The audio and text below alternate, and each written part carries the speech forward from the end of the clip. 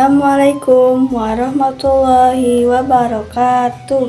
Sampurasun, tempangkeun nami abdi Syakira Maulida Azhar.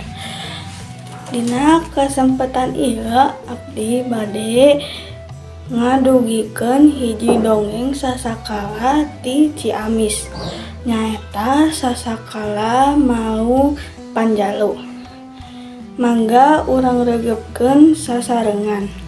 Kacarios kapungkur di Karajaan Panjalu di Ciamis aya saurang raja anu wijaksana, namina Prabu Boros Ngora. Anjeunna kagungan putra dua, nyaeta Raden Arya Kuning sareng Raden Arya Kancana.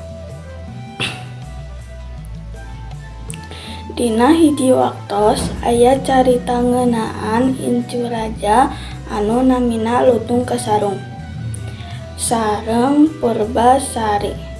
Nalika eta aya dua jalmi anu nuju tatapa, namina Sembadalam Kadokan sareng istrina.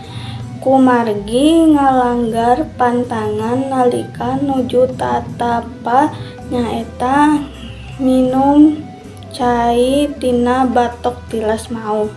Aranjeunna loba wujud janten maung.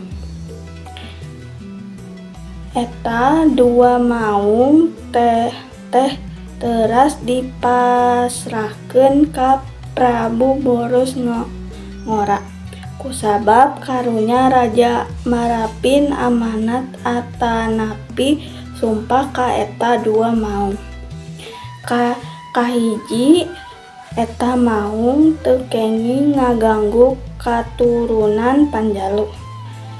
Kadua sabalikna urang Panjalu oge moal ngaganggu ka makluk anu mangrupa maung.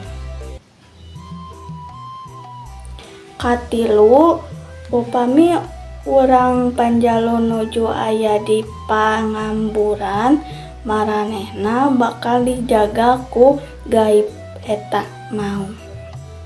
Dugi ka ayeuna masyarakat Panjalu percanten antara manusia sareng maung teh aya perjanjian luluhur. Upami aya urang Panjalu anu ngalanggar aturan adat di percanten bakal aya maung anu sumping kanggo ngelingan. Sakitu dongeng anu tiasa ku abdi didugikeun. Hatur nuhun kana sasadayana perhatosanana. Hapunten bilih aya kalepetan basa. Wassalamualaikum warahmatullahi wabarakatuh.